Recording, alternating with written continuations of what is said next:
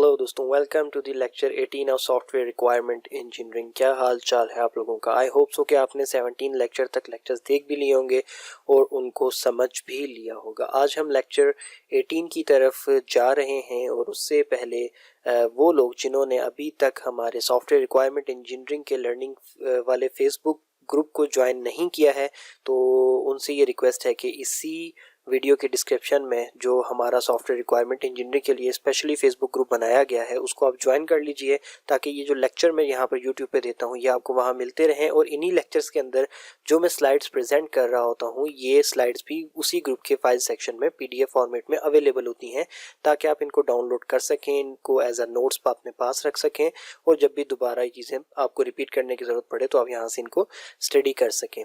तो अब चलते हैं हम अपने लेक्चर की तरफ, और लेक्चर की तरफ चलने से पहले हम ये देख लेते हैं कि हमने लेक्चर नंबर 17 के अंदर क्या किया था। तो सॉफ्टवेयर रिक्वायरमेंट इंजीनियरिंग का जो प्रोसेस है उसका फेज़ 1 होता है रिक्वायरमेंट एलोकेशन का, और उसको हमने जो है स्टार्ट किया था और बड़ा डिटेल में हमने स्टडी किया, और इतनी डिटेल में कि अगर आप लोगों ने सारे लेक्चर लिए हैं तो आप इजीली अब ये फेज़ परफॉर्म करवा सकते हैं। आज इस फेज़ को हम कंप्लीट कर लेंगे और नेक्स्ट लेक्चर से हम नेक्स्ट फेज़ तक की तरफ चलेंगे। तो इस फेज़ के अंदर हम स्पेसिफिक एलोकेशन टेक्निक्स को डिस्कस कर रहे थे, जिसके अंदर सबसे पहले हमने इंटरव्यू की टेक्निक को देखा, उसके बाद हमने ये सिनेरियोस की टेक्निक को देखा लास्ट लेक्चर में, और आज के लेक्चर में हम इसी स्पेसिफिक एलोकेशन टेक्निक्स की जो बाकी दो रह गई थी हम उनको देखेंगे। एक है ऑब्जर्वेशन एंड सोशल एनालिसिस और उसके बाद है रिक्वायरमेंट रीयूज। तो चले टाइम ज़ाया किए बगैर हम फोकस करते हैं और देखते हैं कि ऑब्जर्वेशन एंड सोशल एनालिसिस की टेक्निक क्या है, किस चीज़ के अंदर, स्पेसिफिक एलोकेशन टेक्निक्स के अंदर। एलोकेशन टेक्निक्स मतलब रिक्वायरमेंट्स को हासिल करने की, एलिक्ट करने की टेक्निक। अब इसको हम देखते हैं ऑब्जर्वेशन एंड सोशल एनालिसिस को। तो people often find it hard to describe what they do because it is so natural to them. Sometimes the best way to understand it is to observe them at work.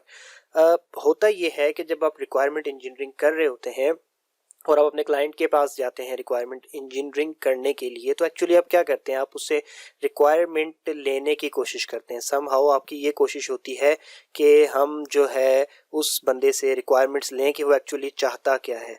अब वो जो काम वो कर रहा है, जिसके लिए वो सॉफ्टवेयर बनवा रहा है, वो उसकी डेली लाइफ का हिस्सा बन चुका है। हो सकता है कि वो जब उसको एक्सप्लेन करने की कोशिश करे भी तो वो उसको एक्सप्लेन जो है सही तरीके से ना कर पाए, क्योंकि वो उस काम को कर तो रहा है लेकिन ये है कि उसको शायद वो उस तरीके सही तरीके से बता ना पाए कि जी हम ये सब कुछ किस तरीके से करते हैं। वो बस करते हैं, वो उनकी रूटीन का हिस्सा है तो वो कर लेते हैं, लेकिन ये लाजमी है कि वो आपके सामने एक्सप्लेन करें, बट द पॉइंट इज कि वो एक्सप्लेन नहीं कर पाएंगे।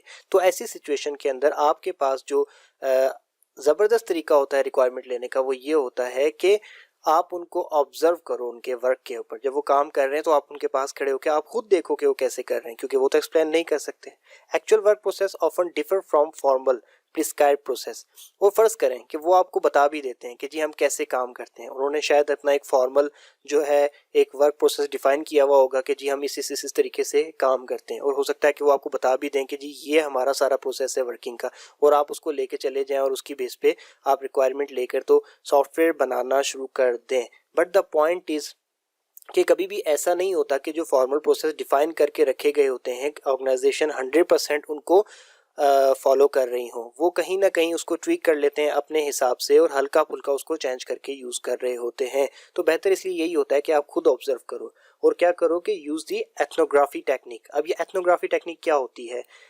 Ethnography, simply stated, is the study of people in their own environment using methods such as participant observation and face-to-face interviewing. ये जस्ट एक टेक्निक है, आप जो लोग हैं उनके environment में जाके उनको ऑब्जर्व करने की और फेस टू फेस उनके इंटरव्यू लेने की, जिससे आपको खुद ब खुद रिक्वायरमेंट्स निकल के सामने आना शुरू हो जाती है। इसके बाद हमारा जो दूसरा ऑप्शन है और लास्ट ऑप्शन है हमारे फेज़ 1 का, वो है रिक्वायरमेंट रीयूज़। इसमें क्या होता है कि reuse involve taking the requirement which have been developed for one system and using them in a different system. ठीक है, इसमें होता क्या है कि आप एक ही डोमेन के अंदर जब आप एक सॉफ्टवेयर कंपनी लेके बैठे हुए हो तो ज़रूरी तो नहीं है कि आप एक ही सॉफ्टवेयर बनाओगे, आप बहुत सारे सॉफ्टवेयर बना रहे होते हो। सपोज़ आपने एक सॉफ्टवेयर ए बनाया जो कि किसी डोमेन के अंदर लाई करता था, और कुछ मंथ्स के बाद आपके पास एक और क्लाइंट आता है और उसी डोमेन का है जिस डोमेन के लिए आपने कोई सॉफ्टवेयर ए बनाया था। तो अब वो जो दूसरा क्लाइंट है उसके लिए अब जब सॉफ्टवेयर बी आप बनाने जा रहे हो तो आपको बहुत सारी हेल्प मिल जाएगी उस सॉफ्टवेयर ए के अंदर से, क्योंकि उस वक्त जो आपने रिक्वायरमेंट्स कलेक्ट की थी आप समहाउ उनको वापस रीयूज कर सकते हो अपने सॉफ्टवेयर बी के अंदर, क्योंकि वो कहीं ना कहीं सेम डोमेन के अंदर लाए करते हैं। Requirement reuse save time and effort as reuse requirement have already been analyzed and validated in other systems। अब इससे होता क्या है, इसका सबका बड़ा फायदा ये होता है आपका कि आपका टाइम भी बच जाता है और आपकी मेहनत भी बच जाती है, क्योंकि आप पहले से रिक्वायरमेंट्स उसी डोमेन की एक पहले वाली एप्लीकेशन पे, एक पहले वाले सॉफ्टवेयर पे वो रिक्वायरमेंट लेकर उनको एनालाइज भी कर चुके होते हो, उनको वैलिडेट भी कर चुके होते हो और आप उनको एज इट इज़ अपने न्यू सॉफ्टवेयर के अंदर यूज़ कर लेते हो। तो इससे क्या होता है कि आपका टाइम और एफर्ट्स बचते हैं। Requirement reuse is in informal process but more systematic reuse could lead to large cost saving. अब अगर देखा जाए तो बेसिकली ये कोई फॉर्मल प्रोसेस नहीं है, ये एक नॉन फॉर्मल वे है रिक्वायरमेंट्स को लेने का, लेकिन अगर आप इसको प्रॉपर और सिस्टमैटिक वे के अंदर लेके चलो तो इससे आपको सबसे बड़ा फ़ायदा ये हो सकता है कि आपकी बहुत ज़्यादा कॉस्ट बच सकती है जो कि आप रिक्वायरमेंट इंजीनियरिंग के अंदर लगा रहे होते हो। तो अब इसके अंदर हम देख लेते हैं कि रीयूज़ की पॉसिबिलिटीज़ क्या क्या होती हैं हमारे पास, हम कब कब जो है रिक्वायरमेंट्स को रीयूज़ कर सकते हैं। तो सबसे पहली बात ये तो आपको लास्ट स्लाइड से ही क्लियर हो चुकी होगी कि व्हेन द एप्लीकेशंस और software system fall in this same category. अब अगर एक ही कैटेगरी के सॉफ्टवेयर्स हैं और आप उस कैटेगरी का एक सॉफ्टवेयर बना चुके हो और नेक्स्ट बनने के लिए आता है तो उस फर्स्ट वाले के लिए जो आपने रिक्वायरमेंट्स जमा की थी वो आप सेकंड वाले में रीयूज कर लोगे when the requirement reflects the company policies. ठीक है, अब समटाइम ऐसा होता है कि आपकी जो रिक्वायरमेंट होती हैं वो कंपनी की पॉलिसीज को जो है रिफ्लेक्ट कर रही होती हैं। अब वो पॉलिसीज समटाइम सेम होती हैं क्योंकि आपका डोमेन है और वो जो है बिल्कुल एक ही डोमेन के अंदर दो बिजनेस लाई करते हैं और अब वो जो एक ही डोमेन में दो बिजनेस लाई कर रहे हैं सेम किस्म के लेकिन क्लाइंट डिफरेंट हैं, तो काफ़ी हद तक उनकी पॉलिसीज सेम होंगी। जब पॉलिसीज सेम होंगी तो वहाँ पे अगेन आपकी रिक्वायरमेंट्स भी सेम होना शुरू हो जाएंगी और वहाँ पे आप उसको रीयूज कर सकते हो। रिक्वायरमेंट की रीयूजेबिलिटी आपके लिए फिर वहाँ पे भी पॉसिबल हो जाती है।